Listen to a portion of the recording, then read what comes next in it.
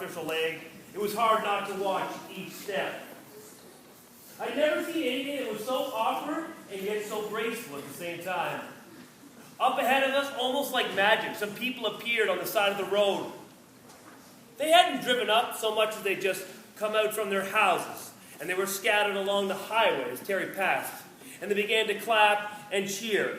And someone reached out to offer him something. It was probably a donation.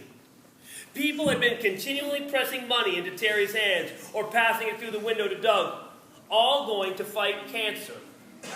More and more people each day, all of them having heard. I'll try not to ask too many questions, I said, except maybe to ask you to slow down a little when we're going up the hills. Terry laughed, and I laughed along with him. He had that kind of laugh that made you want to join in no matter what. And we started running. But I kept way over to the side and ran well behind Terry. We ran along in silence. There was no noise except for our feet hitting the road and the gravel.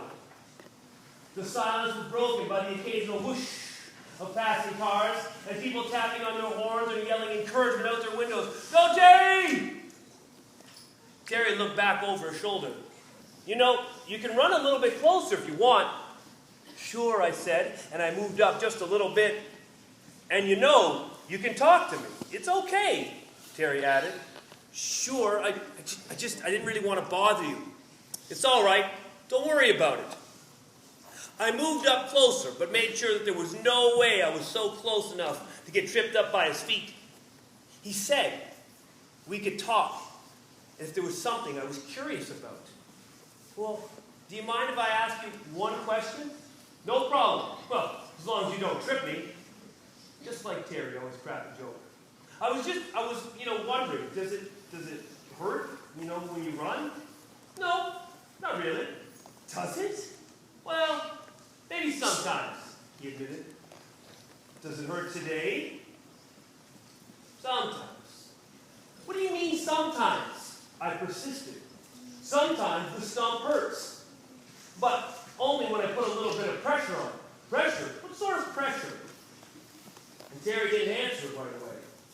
Maybe because my one question had become a lot of questions, Terry just wasn't going to answer anymore. Well, it only hurts when I run on it. But you're always running on it. No, not always. Just every second step, he said. And Terry smiled. That's awful. If it hurts, you need to do something. Do what? Here's what I can do. I can stop running. I can hop simply on one leg. Or I can just keep going and put up with it. Not much of a choice there, is there? Does your friend Doug, does he know it hurts? Well, Doug knows everything. He's the only one who knows. Except, I guess, you. But you need to promise me you're not going to tell anybody. Oh, I won't. Not even your father. Not even anyone. I won't tell. I don't want people making it a big deal. I don't want them feeling sorry for me. Oh, I won't tell anyone. I promise. I promise. We continued to run along in silence. And now I was much more aware of his artificial leg hitting the ground. And with each step, each single step, it caused him pain. How could he keep doing that? How could he run if he knew it always caused him pain? I kept asking, does it hurt a lot? I asked, knowing I should shut up, but I needed to know more. Well, it's more of an ache than a pain, he said.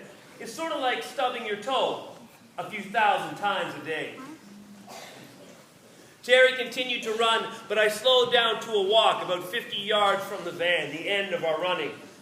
Somehow, that seemed like the right thing to do. Doug offered Terry a cup of water, and he sat down on the bumper beside him. And Doug was holding a plate of cut-up oranges. Another section of the journey was over. Terry was 1 mile closer to the Pacific, 1 mile closer to the run being over, 1 mile closer to being home. As they came up to the van, Terry and Doug were talking and joking around, and that brought a big smile to my face. But then I stopped dead in my tracks. There were red streaks running down Terry's artificial leg, and it looked like blood.